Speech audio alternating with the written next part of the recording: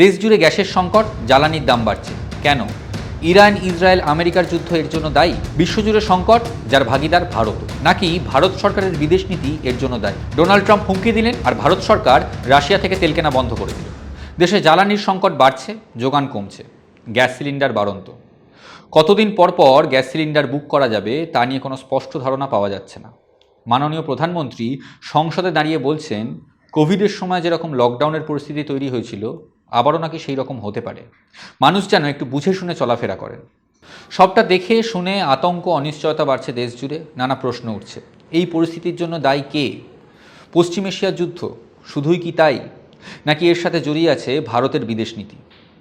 নমস্কার বন্ধুরা, আমি তিস্বরূপ। আজকের পর্বে এই নিয়ে দু চার কথা।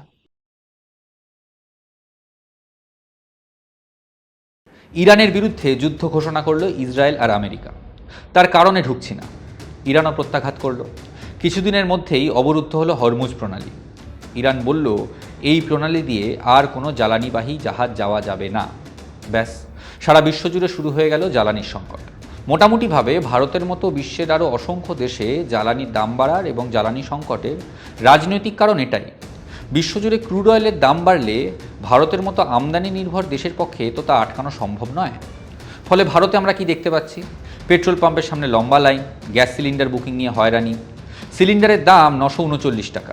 মধ্যবিত্ত, নিম্নবিত্ত মানুষের গায়ে ছ্যাঁকা লাগছে। কিন্তু প্রশ্ন হচ্ছে, যোগান ঠিক রাখার সত্যিই কি কোনো রাস্তা ছিল না? ছিল। আর সেটাই আসল গল্প। পশ্চিম এশিয়ার দেশগুলো থেকে দীর্ঘদিন ধরেই জ্বালানির আমদানি করছে ভারত।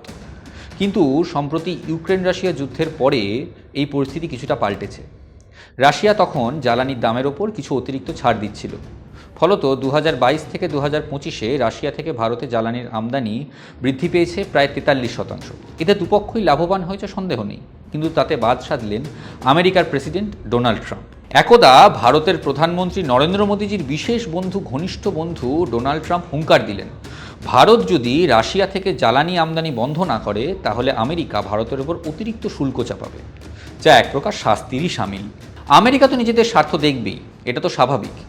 কিন্তু আমাদের দেশ কোথা থেকে কতটা কি আমদানি করবে সেটা তো সম্পূর্ণ আমাদের দেশের অভ্যন্তরীণ ব্যাপার। আমরা কি দেখলাম? ট্রাম্পের হুঙ্কারের পরে ভারত সরকার মোটামুটি নীরব। আমরা কি ভাবলাম যে ট্রাম্পের মতো বকছে, আমরা আমাদের মতো কাজ চালিয়ে যাব, আমরা রাশিয়া থেকেই তেল আনবো। কিন্তু তার কিছুদিন পরে হোয়াইট হাউস থেকে শোনা গেল ভারত রাশিয়া থেকে আর জ্বালানি আমদানি করবে না, এবং সেটাও কোনো সরকারি বার্তায় নয়, ট্রুথ সোশ্যালের পোস্টে। এবং সেই পোস্টের বয়ান কিন্তু খুব একটা সম্মানজনক নয়। সবটা মিলিয়ে আন্তর্জাতিক বাজারে আমাদের নাক কাটা গেল বলা যেতে পারে। যতই হোক, ভারত তো একটা স্বাধীন সার্বভৌম দেশ। আমাদের তো আইন কানুন, রীতিনীতি, বিদেশ নীতি, বাণিজ্য নীতি এইসব রয়েছে। আমরা খুব একটা ছোট দেশও নই। আমাদের প্রধানমন্ত্রী আবার বিশ্বগুরু। আমরা কবে কার থেকে কতটা তেল কিনবো তা ঠিক হবে 30,000 কিলোমিটার দূরে, তাও এভাবে একদম হ্যাটা করার মতো। কেন? এই প্রসঙ্গে ভারত সরকারের কি বক্তব্য? আমরা দেখলাম মাননীয় প্রধানমন্ত্রী চুপ, মুখে টু শব্দ নেই। বিদেশমন্ত্রীর কথাতেও কোনো তথ্যের ধার নেই। ভাবতে অবাক লাগে, এই প্রধানমন্ত্রীর ফোনেই নাকি কিছুদিন আগে ইউক্রেন রাশিয়ার যুদ্ধ থেমে গেছে, আর তাকেই কি না আজকে কোন এক দেশের রাষ্ট্রপ্রধান কথায় কথায় হেও করছেন। কখনো বলছেন এর থেকে তেল কিনো না, কখনো বলছেন আমি ফোন করে ভারত পাকিস্তান যুদ্ধ থামিয়ে দিয়েছি। আরে জনসংখ্যার বিচারে ভারত এখনও এত বড় বাজার, বিপুল তার জনসংখ্যা, বিপুল তার সেনাবাহিনী, তাহলে এত ভয় কিসের? তাহলে কি ভারতীয় অস্মিতা, বিশ্বগুরুর অস্মিতা এগুলো সবই ফাঁকা বুলি? বিশ্বাস করতে কষ্ট হয়, জানেন তো। ভারতবাসী হিসেবে বিশ্বাস করতে খারাপ লাগে। কিন্তু একটা সময় আন্তর্জাতিক মহলে ভারতের বিদেশ নীতির একটা স্বীকৃতি ছিল। হ্যাঁ, তা সবসময় পবিত্র অপাবৃদ্ধতা নয়, তবে কোরিয়া, কঙ্গো, প্যালেস্টাইনের প্রশ্নে ভারতের বিদেশ নীতির কিন্তু একটা গুরুত্ব ছিল, একটা ওজন ছিল। সেদিনের শিশুরাষ্ট্র আজ কিন্তু তথাকথিত বিকশিত ভারত।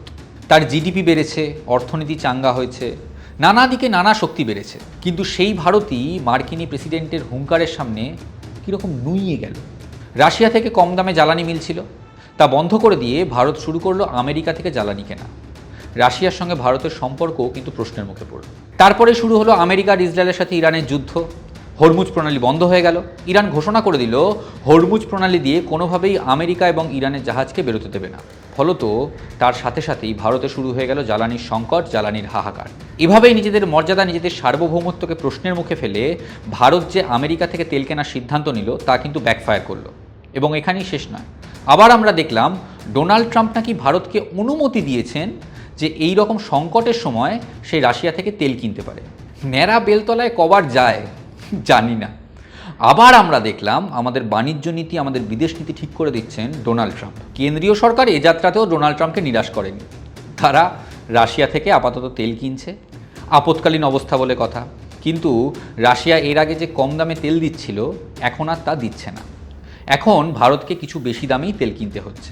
স্বাভাবিক, পরিবর্তিত পরিস্থিতি। একদিকে কেন্দ্রীয় সরকার দেশবাসীকে আশ্বস্ত করছে, ভয়ের কিছু নেই, চিন্তার কিছু নেই, জ্বালানির যোগান নাকি পর্যাপ্ত। এদিকে আমরা দেখতে পাচ্ছি গ্যাসের দাম বাড়ছে, জ্বালানির সংকট। প্রধানমন্ত্রী বলছেন কোভিডের মতো নাকি সময় আসতে পারে, দেশবাসীকে প্রস্তুত থাকতে হবে। কোন কথার কি মানে বোঝা যাচ্ছে না। কিন্তু এইটুকু আমরা বুঝতে পারছি, ভারত যদি ট্রাম্পের কথায় ভয় না পেয়ে রাশিয়া থেকে জ্বালানি কেনা চালিয়ে যেত, তাহলে আজকে ইরান, ইসরায়েল, আমেরিকার যুদ্ধে ভারতে জ্বালানির সংকট তৈরি হতো না। হতেই পারে তাতে ডোনাল্ড ট্রাম্প হয়তো চটে যেতেন, আরও অনেক কিছু ব্যাহত হতো। আবার এও হতে পারে অনেক নতুন দরজা খুলেও যেতে পারত। অন্তত আজকের মতো সংকট তো তৈরি হতো না। সবথেকে বড় কথা, ভারতের সার্বভৌমত্ব, ভারতের স্বাধীন সিদ্ধান্ত নেওয়ার ক্ষমতা এতটা প্রশ্নের মুখে পড়তো না। বিশ্ব রাজনীতিতে ভারতের প্রধানমন্ত্রীকে এতটা অসম্মানিত হতে হতো না। তাহলে বন্ধুরা, প্রশ্নটা কি দাঁড়ালো? এই যে গ্যাসের সংকট, জ্বালানির দাম বাড়া, তাকে শুধুই যুদ্ধের জন্য, নাকি তার পিছনে আমাদের সরকারের বিদেশ নীতিও খানিকটা দায়ী? নমস্কার, আজকে এইটুকুই। দেখা হচ্ছে পরের পর্বে। ভালো থাকবেন।